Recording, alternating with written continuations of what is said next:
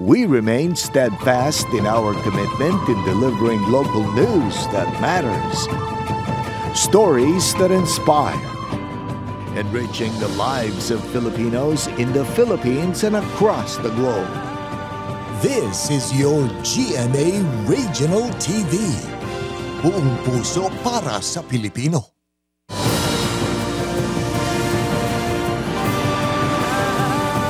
Ini ang GMA Regional TV 1 Western Visayas.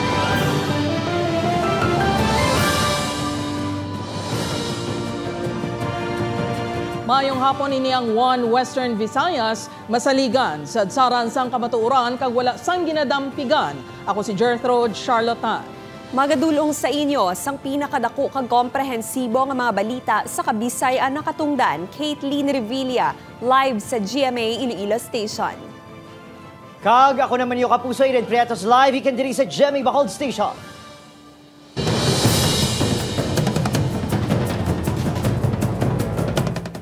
Mga kapuso, Municipal Library sang Dingle ginpalukpan sang Granada. Kapulisan may natumod na nga persons of interest. Samtang mga puso, Iloilo Provincial Police Office inbahay nga isolated case lang ang natabo. Nakatutok, Kim Salinas. Wasak ang bintana kag porsyon sang opisina sa Municipal Library sang Dingle matapos nga ginhaboyan sang Granada pasado alas 12 kaina sang kaagahon.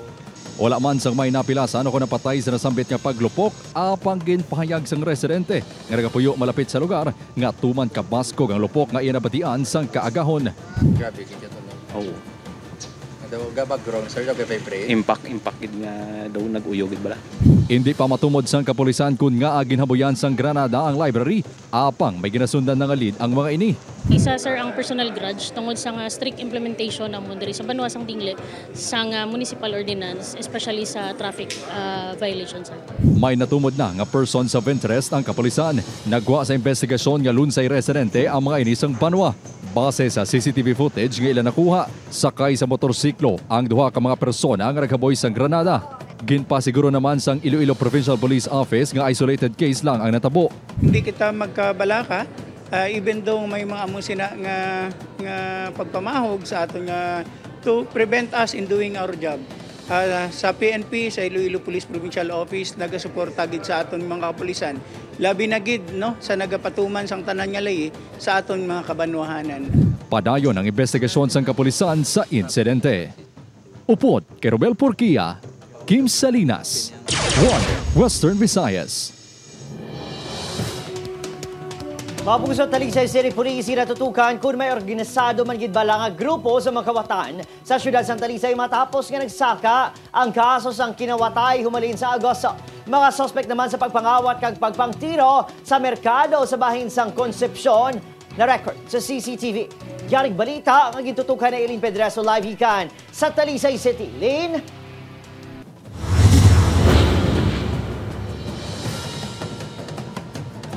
Adrian, padayon nga ginatumod sang kapulisan ng mga sospek nga nagtiro sa mag-asawa diri sa merkado sa Barangay Concepcion. Sa CCTV footage nga ini nga eksklusibo nga nakuha sa GMA Regional TV, makita ang pagtingwa sa isa ka lalaki nga gubon ang kandado sa pertahan sa isa ka stall sa merkado sa Barangay Concepcion, Talisay City. May upod ini nga isa pa ka lalaki nga nagaserbe naman nga lookout. Sang tigayon nga nabuksan ang pertahan, madasig nila nga ginsulod sa sako ang ginabulubanta 100,000 pesos nga balor sang sigarilyo, pati sinsilyo nga yara sa 50,000 pesos. Makaligad ang pila ka minutos, nagwa kag nagpalapit sa katupad nga bloke ang mga kawatan. Apang naaptan sa mag-asawa nga nagapagwa ang mga kawatan sa tupad lang sang karinderya nga ila ginaobrahan. Ang mag-asawa nga ini is manog open tani sang ila store. Sang nakita nila ang ini nga tao may mga bitbit na bandang pakete ka sigarilyo. Sunod sa kapulisan, ginagaw sang isa sa mga kawatan ang belt bag sang suksok sang bana. Apang nagbato ini kag didto na gintiro. Nagtingwa pa ang asawa sini nga magpalagyo, apang gintiro man. Ginbawian sang kabuhi si Ildefonso Medalla. Samtang pilason kag padayon nga ginabulong sa ospital ang asawa sini nga si Denalyn. Ginakilala pa sang kapulisan ng mga sospek. Ginahibaluman kung konektado ang mga ini sa iban pang kaso sang kinawatay sa syudad. Sa records ng Talisay City Police, nagsaka ang kaso sang kinawatay sa siyudad halin sang Agosto. Sa diin 5 ang na-record kang napasakaan sang kaso. Kumbaga diri sa ato sa Talisay more kita sa kampo, no, so off season siya sang August. So ang aton nga mga tao kapangita gid iban nga means, no. Ginatutukan man kung may yara sang organisado nga grupo sa mga kawatan sa siyudad.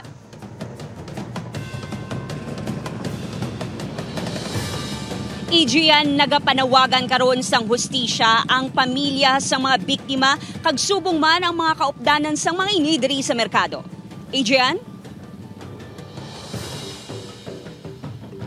Madamo gini salamat, Aileen Pedreso. Sa iban pa nga balita, Mandurriao Police ipatuman ang pila ka mga pagbag-o sa pagbantay sa Smallville Complex kasunod sa mga insidente sang rambol sa lugar. Ini ang gintutukan ni John Sala.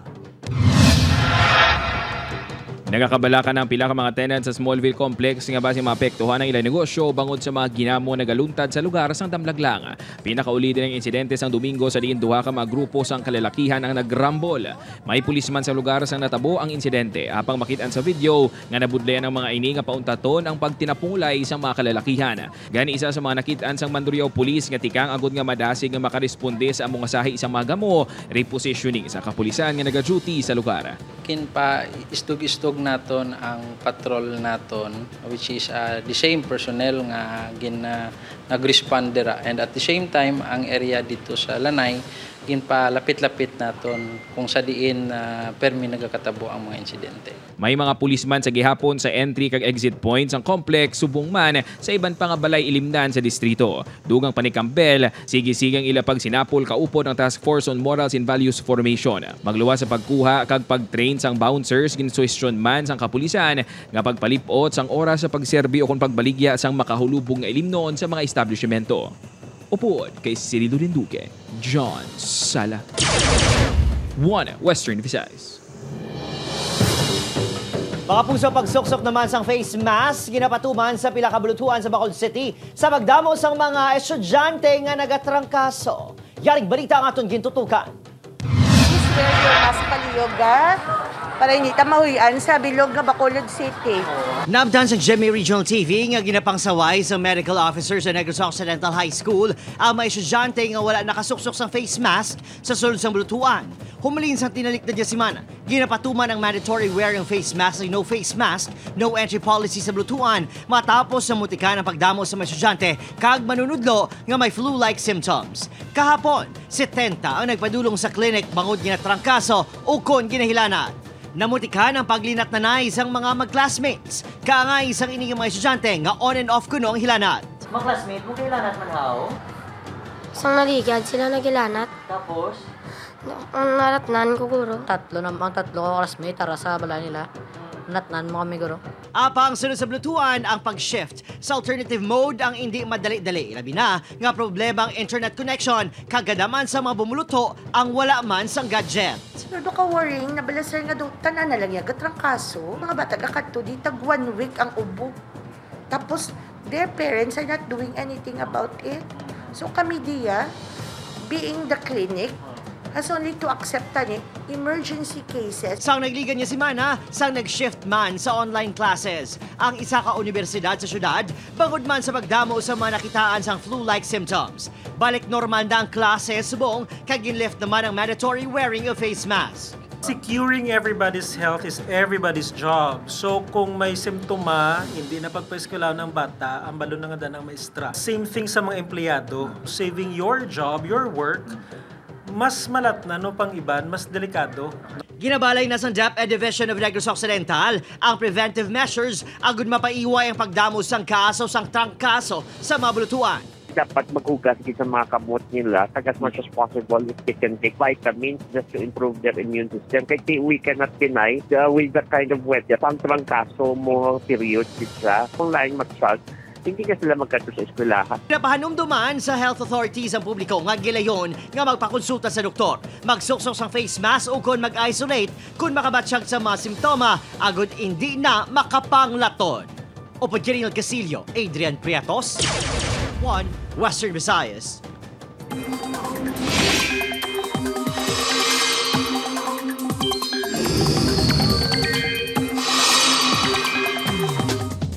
Mga kapuso, may eksperyensyahan sa gihapon ang epekto sang Bagyo Jenny kag Southwest Monsoon o kun hangin habagat subong nga adlaw.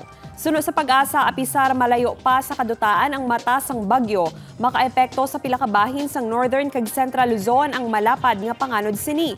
Ang habagat naman ang makaapekto sa mga probinsya sa nakatungdan nga bahin sang Northern kag Central Luzon kag Visayas. Ginpaidalom sa Tropical Cyclone Wind Signal number 2 ang Batanes. Samtang Tropical Cyclone Wind Signal number 1 sa Cagayan nakipang Babuyan Islands, naminhan kag nasidlangan nga bahin sang Isabela, Apayao, naminhan nasidlangan sang Abra, naaminhan nga bahin sang Kalinga kag Ilocos Norte.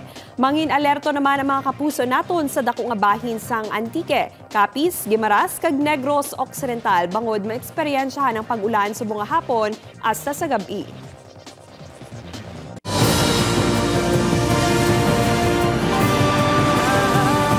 Ini ang GMA Regional TV 1 Western Visayas. Atensyon sa aton nga mga motorista. Temporaryo nga sirado sa mga salakyan umpisa subong adlaw ang porsyon sang Aganan Bridge sa Banwa sang Pavia, partikular sa tuo nga karsada kun gikan sa Iloilo City pa Santa Barbara. Inibangod man sa redecking nga himuon sang DPWH 6. Ang mga motorista nga gikan sa syudad kang magapa Santa Barbara ang ginaabisuhan nga mag-agi sa inner lane sa pihak nga porsyon sang Taytay. Wala naman ginapahanugutan nga mag-agi sa Taytay ang mga truck.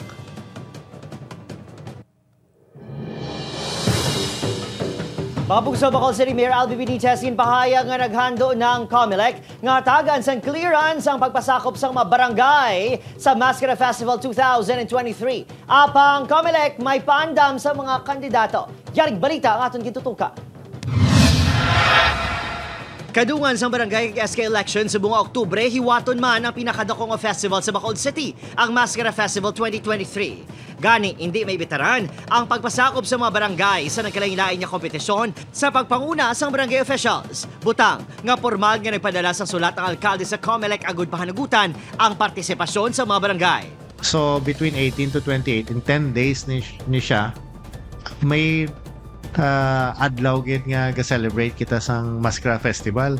Possible may mga expenses kita that's required sa festival base matupa sa mga adlaw na. That's why I asked clearance from COMELEC. Apisar sini, hugot niya ginapandaman sa COMELEC ang mga kandidato ilabi na ang mga re-electionist nga may partisipasyon sa maskara nga hindi ini paggamiton sa pagpangampanya ilabi na antes ang campaign period. Ang amo lang ang paandam tagid niya hindi gid na iya paggamiton kay lain na siya nga bagay, no? Lain na siya nga bagay. Mga banya lang kita sang kung ano lang ang insakto. Una nagipahayag sa COMELEC Bacolod City nga may isa ka nagapapili sa isa ka barangay sa syudad ang ginpadalaan sang show cause order bangod sa premature campaigning. Suno sa Provincial COMELEC, may 44 man ka mga show cause order ang natalaan ang ihatag sa mga nagkomiter sang premature campaign sa probinsya. Upod, Kiril Gasilio, Adrian Priatos, Western Visayas.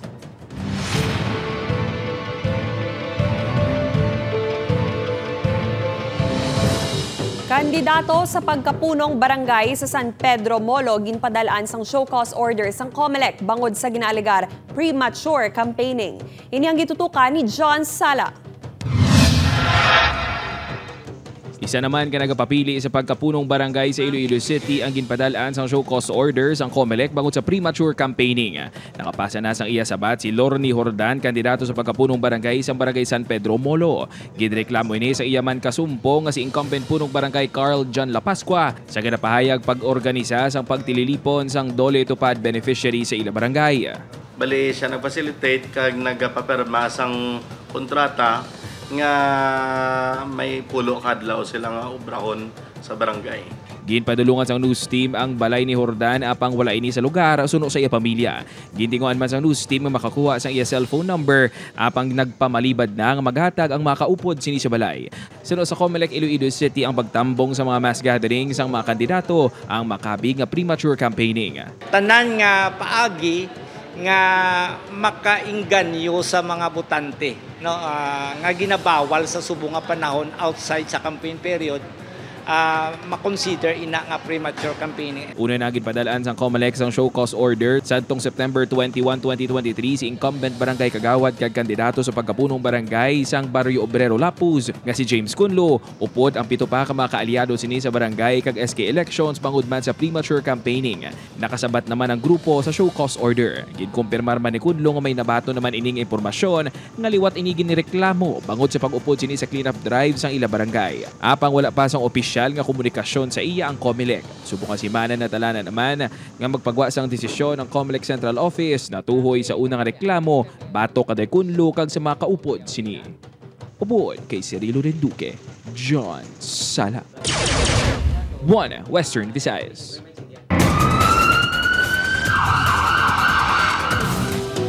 Daw kasako haw, mga puso diri naman sa Bacolod City lalaki na huli kam nga nagapangawat sa isa ka balay sa Barangay Sumag. Yaring balita. Sa tunga sang mahamok matulog sang iloy nga si LSJ sa ilabalay sa Barangay Sumag. Pasado las 2 ang kagahon sang tinalikdan nga adlaw. Namurag-muragan ini sang nabatsagan nga may nagsulod sa ilabalay. Nagapangita siya gamit nga kung anong pwede niya madala. Galing doon na dito nakita, guro nga damo kami sa sulod. Pag sulod niya pa lang, doon hadlock na siya. Ano pa do, pagkita, nagbugtaw ko, nagdali-dali sa tayo talagang pagwa. Ginpost ni sa social media ang kuha nga video sang ila CCTV nga nagtulod sa kaprisan nga tutukan ang natabo. Nagsungka ng suspect sa video kag upod sini nga nagaserve lookout. Ang duha, ang lunsay, minor de edad. Sunod sa kaprisan, masami nga dadalahig sa pagpangawat sa banwa sa Lakasiliana ang 15 anyos sa suspect. Buta nga posible, nagsaylo ini sa syudad sa Bacolod. Si alias Balniser, ang tiyo pa ni siya ni alias Taloy. According sa kay Taloy, ginasugo siya ni Juan, ni Val nga sugdo ng balay. Based aton sir nga pagpamangkot, si alias Taloy ni 2 weeks pa lang siya diri sa may Barangay Sumag. Tungod nga minor de edad, ipaidalom sa intervention program sang WCPD ang duha ka suspect. Sang damlag lang, natabo man ang pagsulod sa kawatan kag pagtaban sang pagkabutang sa isa ka balay sa Barangay Villamonte. Ginpahog pa sini nga pamatsyo ng tagbalay. Nagpasalig ang BCPO nga tutugan ang mga insidente sang pagpangawat kag nagpahanumdom sa publiko nga siguraduhon nga hindi makasulod sa balay ang mga makawat. Opod, Kiril Casillo, Adrian Prietos. 1 Western Visayas. Iloilo City Government nagbakal na sang thermoplastic machine nga pagagamiton para sa loading and unloading signages. Apang Enhanced Local Public Transport Route Plan, hindi pa sigurado kung saan ipatuman. Ini ang gintutukan ni John Sala.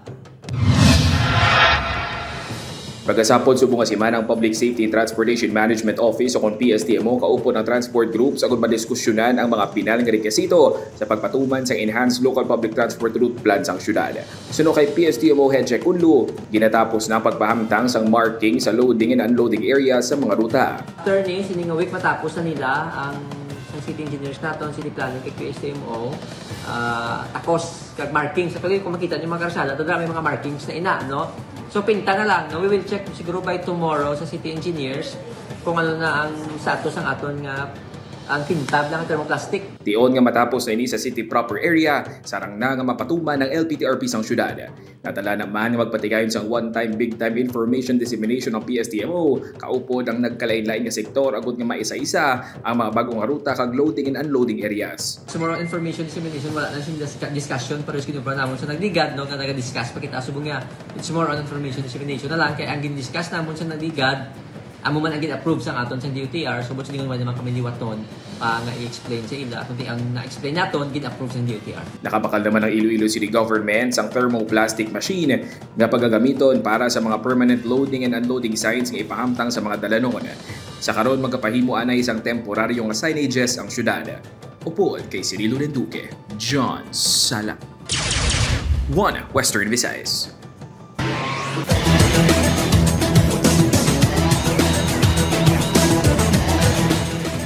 Naangkon sang Perpetual Altas ang nahauna sini nga kadalagan sa 3 kahampang sa NCAA Season 99 Men's Basketball Tournament matapos ginluto sini ang Arellano University Chiefs. Sa hampang ginpatigayon, alas 2 subong nga hapon sa PhilOil Eco Oil Arena, gintambakan sang Altas ang Chiefs 85-66. Ginkilala nga best player of the game si Cyrus Nitura nga nakatigayon sang 19 points, 9 rebounds, kag 5 assists. Bangod sa kalutusan, nahulog naman sa 0-3 win-loss record ang Chiefs. Samtang sa sining mga tinion, padayo naman ang hampang sa tunga sang LPU Pirates kag sang San Sebastian Golden Stags. Ang hinampang sa NCAA Men's Basketball ang malantaw kada Martes, Miyerkules, Biyernes, Sabado kag Domingo sa GTV kag sa live streaming sang NCAA Philippines Facebook page.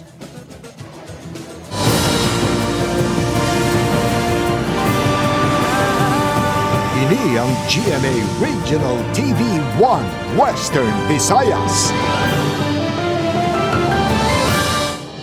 Sa iban pang balita, mga miyembro sang kooperatiba ginapahanumdum sang Regional Development Council 6 nga mangin aktibo sa aktibidad sang ila co-op. Ini ang gintutukan ni John Sala. Agud mangin updated sa status ang ginapasakupan nga kooperatiba. Ginpanumdum sang Regional Cooperative Development Council 6 nga hindi lang dapat ang mga opisyales kundi ang mismo mga miyembro ang mangin aktibo kag magaligpat sa aktibidad sa co-op. Ini kasunod man sa isyu nga ginakaulamiran sang Iloilo City Government Employees Multipurpose Cooperative nga nagapangatubag sang kapirdihan. Tugas ang ginapahayag maanomalya nga loan sang pila ka mga opisyales sini. Paalala lang natin ulit sa ating mga co-op members to be very, very vigilant. In protecting their investment. Just like us in the Provincial Capital, we have own credit policy manual, audit policy manual. We have to implement that kind of compliance sa tananaton nga mga operational aspect sa aton co-op. Sa datos ang CDA 6 sa 1,920 ka mga kooperatiba sa Western Visayas, yara lang sa masobra 700 ang compliant kag nahatagan na sang Certificate of Compliance. Samtang ginbida man sang pila ka mga kooperatibang ila best practices rason sang pagsanyog sang ila co-op. Kaangay na lang sang pila ka mga kooperatiba sa Antique sa diin 71 sa mga ini ang makabig ba dinalag-on kag may duwa pa nga bilyonaryo na nga co-op. Nagapag-earn kung very vigilant no ang membership no kag very participative sila in terms sa policy making and mga direction no sa isa ka cooperative no. Nagpasalig man ang CDA 6 nga padayon ng ilang monitoring sa mga kooperatiba sa rehiyon agud hindi na masulit ang kaangay nga natabo sa Iloilo City Government Employees Multipurpose Cooperative. Apang liwat nga ginklaro sang CDA nga internal ang ini nga mga issue kag ang makasulbar sini ang mismo mga miyembro sang kooperatiba. Upuan kay Hans Dischetto, John Sala. 1 Western Visayas. Mga pugso, NFA sa Negros Occidental target nga makabakal sang 106,000 kasako sang humay gikan sa mga mangunguma. Nakatutok Irene Pedreso. Tuman ang pagpasalamat sa mga mangunguma diri sa Negros Occidental. Humalin sang nagpatuman ang National Food Authority sang mas mataas presyo sa baklanay sang humay. Gindugangan sang 4 pesos ang 19 pesos nga buying price ng dry palay. Samtang 2 pesos naman ang dugang sa 16 pesos nga presyo sang wet palay. Kung saan mo nakalipay sa mga humana nga amo na nga presyo. Ang ahente nga si Ipen nagbakal man sa sinako nga humay diri sa iya supplier sa barangay dam site sa Banwa sang Murcia. Bakal ko di 18.50. Okay lang kay siyempre kasunod lang ko sa presyohan ay galakat mo. Target sang NFA nga makabakal sang 106,000 kasako sang humay subong nga tuig. Ang Negros Occidental Branch Office, nakastart naman kami implement for this month of September, ang aton nga target 10,000 bags. Samtang, aminado naman ang ahensya nga madamo sa gihapon sa mga mangunguma nga nagaproblema sa kakulang sang grain drying facility sa probinsya.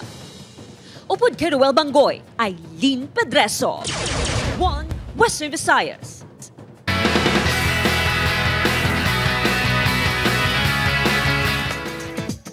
One lucky and happy fanboy si Kapuso actor Paul Sala sa concert sang K-pop group nga Twice. Gin-post ni Paul ang iya pag I love you kay Nayon sa diin nag-respond naman ang K-pop artist sa iya sang figure heart. Makita sa video ang kilig ni Paul sa ginakabig sini memorable nga gabi. Kaupo ni Paul sa concert ang girlfriend nga si Mikey Quintos nga todo suporta man sa fanboying ni Paul. Matapos ang masadya nga first episode sang pilot week sang Family Feud kahapon, sigurado nga dapat matutukan ang mga mahampang sa episode karon bangod makaupo diri ang mga lodi sang GMA drama. Ang cast sang Stolen Life kag Black Rider. Sino ayhan ang pinakasagad magpakot sang sabat kag makakuha sang jackpot. Good vibes ang dala ni maging sino ka man cast Juancho Trevino sa iya bago nga post sa Instagram. Sa diin ginpakita ni Juancho ang iya unique dance moves. Ginkalingawan naman ini sa netizens. Samtang si Monique mangin back up sa isa ka delikado nga operasyon ni Carding kag Bagli. Mangin madinalagon ayhan sila o kun mabutang sa alang-alang si Monique. Bantayan sa maging sino ka man alas 8 karon sa gabi. Mga kapuso, 5 ka mga estudyante sa Cayos National High School sa Dumangas, Iloilo, ginaaligar nga ginposes. Ini ang gintutukan ni Kim Salinas. Kahapon sang hapon sa ginpahayag hinali nga naglain ang aktwasyon sa 5 ka grade 10 students sa Cayos National High School sa Dumangas. Suno sa Dumangas MDRMO, pag-amot nila sa bulutuan, may mga nagwaras. Ang iba naman ang nagalupay-pay kag nalibong. So, di man nila makatulad sa hospital, iti siyempre, so, spiritual healing ang kinanglan malasan ay mana. Nag-insist man dito ang aton sa schools nga dito na lang sa ila office bala, makapawayway. Ginaaligar nga ginposes sa mga estudyante. Isa diri si Elias Nene. Hinali na lang kuno nga naglain ang iya pamatsyag. Nangguba niyang balay ko, tapos na-answer hibi lang ang hibi ko na ako. Pagkasinggit nga sir, hulag nga, bala? Nga dumanakit dito. Ning ako nila, ning kaptan ako nila. Sa akong personal niya, possession. Kagang isa man diri nga natabo. Because nga, siya mo, walay siya, and then may sang amo na to nga time, no, mga balik ako, sang amo to nga time, prehan ko siya sang prayer of deliverance, sabi nga ginapagwala mo ng evil spirit. Pagpati ni alias Nene nga natabo ang insidente sang gintapasang kaoy sa gilid sang ilahulot kasihan. Sunod sa principal, 2021 pa sang gintapasang nasabit nga kahoy bangod dalagko na ang sanga kag dako ang risgo sa seguridad sa mga estudyante. Personally, daw hindi ko sinay mapat. Because ang puno sa Talisay, dugay na siya gintapas. Mga asang sa More than sometime pa sa pandemic. Wala, since that time na sa pandemic, because kay gina-prepare na mo ng school bala, kay grabe ang mga sangaya kadalag ko. So it's very, risky para sa kabataan. Bangod sa natabo, plano sang pamunuan nga pambindisyonan ang bulutuan kag maghiwat sang Bible study apang hindi man mandatory sa mga estudyante. Suno sa isa ka exorcist priest sang Archdiocese of Haro, nagapati ang simbahan sa posesyon. Usually, ang mga kabataan, amo ang matasig tayo nga naging victim sa mga amo ini nga mga espiritu. Bangod kay, di sila ang pinaka-vulnerable nga ara, dira kag malapit sa sinang lugar. Mahibo nga maposes suno kay Reverend Father Filia ang isa ka tawo kung nangin bukas santo sa malain nga espiritu. Abiso sang simbahan sa publiko nga mangin mapinangamuyon sa tanan nga tion. Samtang plano naman sang Dumangas RHU nga maghimo sang kaugalingon nga investigasyon agud matumot kung anukid ang natabo sa mga estudyante. Upod kay Robel Porquia, Kim Salinas, 1 Western Visayas. Mga kapuso, mahimo ninyo malantaw ang ining episode sa GMA Regional TV official website www.gmaregionaltv.com. Pwede man mabisita kag i-click ang subscribe button sa GMA Regional TV official YouTube channel para sa mga updated nga balita. Mga kapuso, 83 days na lang, Pasko na! Sa aton mga kapuso diri sa Western Visayas, nagsubong man sa aton mga kapuso abroad, madamo gid nga salamat sa pagtutok. Ako naman si Adrian Prieto. Kapuso, mag-isa kita kagibaluon ng mga balita tungod local news matters. Ako si Caitlin Revilla. Kag ako si Gertrude Charlatan, ini ang 1 Western Visayas. Bugos nga puwersa para sa mas dako nga misyon kag mas masangkad nga pagserbisyo sa pungsod.